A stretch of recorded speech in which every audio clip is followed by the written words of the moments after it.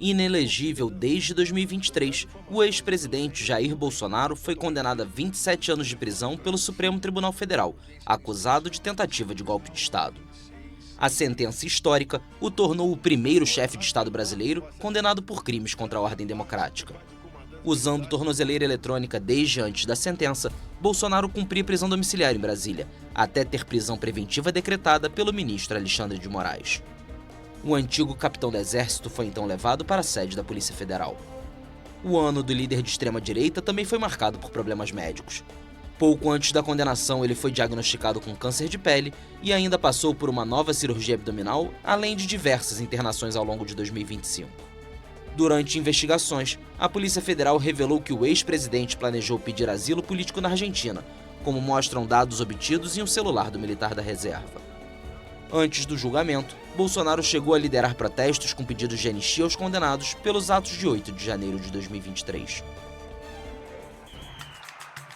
O maior ato registrado no ano, no entanto, foi promovido por críticos do ex-presidente. Capitais e grandes cidades foram palco de manifestações contra a chamada PEC da blindagem e ao projeto de anistia. Centenas de milhares de pessoas tomaram as ruas em defesa da democracia e da independência dos poderes.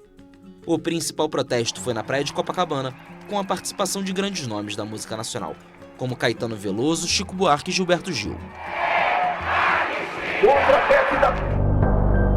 As relações entre Brasília e Washington passaram por forte tensão. O ministro do Supremo Tribunal Federal, Alexandre de Moraes, determinou a suspensão da plataforma Rumble no Brasil, por descumprimento de ordens judiciais. Pouco depois, o magistrado e outras autoridades brasileiras foram alvo de sanções impostas pelos Estados Unidos, em uma escalada diplomática inédita entre os dois países. De acordo com o governo americano, Moraes autorizou detenções arbitrárias e suprimiu a liberdade de expressão. Como resultado, ele teve bloqueados seus bens e participações baseados nos Estados Unidos ou sob posse ou controle de cidadãos americanos. Em outro tipo de sanção, tiveram os vistos cancelados os juízes do STF Flávio Dino, Gilmar Mendes, Luiz Roberto Barroso, Carmen Lúcia, Cristiano Zanin, Dias Toffoli, além do Procurador-Geral da República Paulo Gonet, bem como outras autoridades. Um dos articuladores das sanções foi o deputado federal Eduardo Bolsonaro, o filho 03 do ex-presidente. Alegando perseguição política, ele deixou o país e se estabeleceu nos Estados Unidos, onde manteve o mandato parlamentar à distância. De lá articulou campanhas contra o governo brasileiro, o que levou à denúncia da Procuradoria-Geral da República por crime contra a soberania nacional. Apesar das tensões políticas, os presidentes Lula e Donald Trump protagonizaram um episódio de reaproximação. Os dois se encontraram à margem da Assembleia Geral da ONU em Nova York e voltaram a conversar meses depois, em Kuala Lumpur. O diálogo foi descrito por assessores como cordial e promissor, encerrando um período de distanciamento. O Brasil voltou a sediar grandes encontros internacionais em 2025. Em julho, recebeu a cúpula do BRICS, marcada pela ausência dos presidentes chinês Xi Jinping e russo Vladimir Putin. Em sua declaração final, os membros do BRICS destacaram uma séria preocupação com o aumento de medidas tarifárias e não tarifárias unilaterais que distorcem o comércio, além de questões relacionadas às mudanças climáticas e inteligência artificial. Já em novembro, Belém do Pará recebeu a COP30, a Conferência Climática das Nações Unidas. Os meses anteriores ao evento foram cercados de polêmicas, como os preços das hospedagens sendo alvo de críticas por delegações estrangeiras e pedidos para que a sede fosse alterada. Poucos dias antes da abertura da COP, líderes de todo o mundo participaram da cúpula de líderes na cidade amazônica. A conferência da ONU contou com a presença de representantes dos povos originários, que também organizaram protestos e chegaram a invadir a área onde acontecia a plenária, além de um incêndio ter assustado os presentes e forçado a retirada de todos do local, mas sem nenhum ferido e apenas danos limitados. O encontro terminou com um acordo aquém das expectativas e expôs o impasse global sobre o futuro dos combustíveis fósseis, sem definir um mapa do caminho para sua eliminação. Apesar do sentimento de que o texto e o evento poderiam ter avançado mais na proteção do meio ambiente, a presidência brasileira exaltou a vitória do multilateralismo e da ciência. Em meio às crises políticas, o país conquistou um marco positivo. A ONU retirou o Brasil do mapa da fome, após redução expressiva da insegurança alimentar. O resultado, segundo o governo, mostra que com políticas públicas sérias e compromisso com o povo, É possível combater a fome e construir um país mais justo e solidário. O ano também foi turbulento no cenário doméstico. Um escândalo no INSS revelou fraudes em pensões e benefícios, com prejuízo bilionário aos cofres públicos.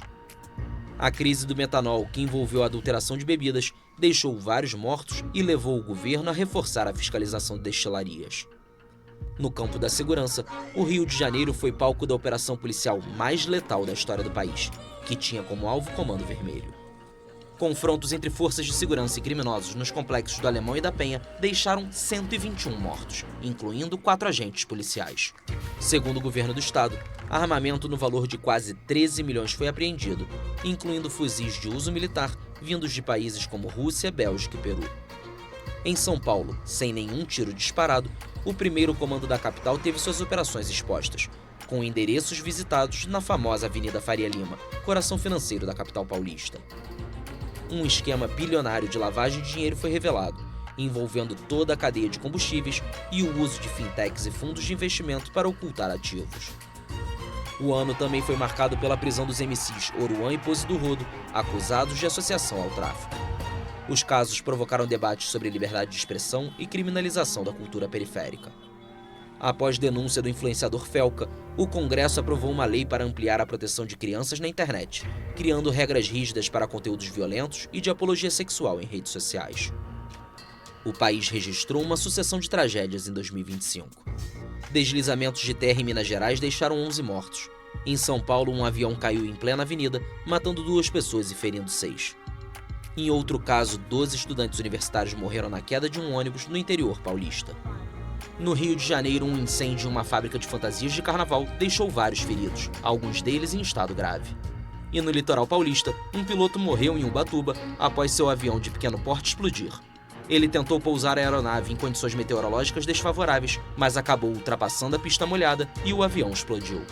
Já em Pernambuco, um ônibus tombou, matando ao menos 15 passageiros. No Pantanal, a queda de um avião com um arquiteto chinês e cineastas brasileiros provocou comoção no meio cultural. E em Santa Catarina, 8 pessoas morreram na queda de um balão de passeio. Em 2025, o país se despediu de grandes nomes da cultura e das artes. O cineasta Cacá Diegues morreu aos 84 anos, deixando uma filmografia central para o cinema nacional.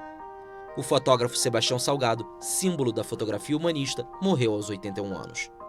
Na música, Preta Gil perdeu a luta contra o câncer aos 50 anos. E a turista brasileira Juliana Marins morreu após dias aguardando resgate em uma trilha no Monte Rinjani, na Indonésia, caso que comoveu o país. Um ano depois do mega show de Madonna, o Rio de Janeiro voltou a receber um espetáculo histórico.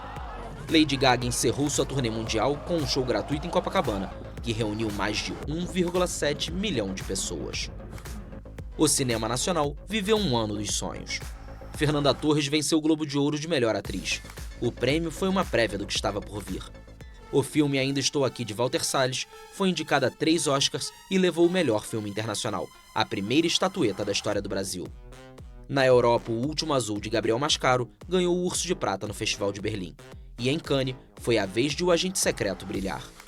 Kleber Mendonça Filho foi escolhido melhor diretor pelo longa, enquanto Wagner Moura levou o prêmio de melhor ator.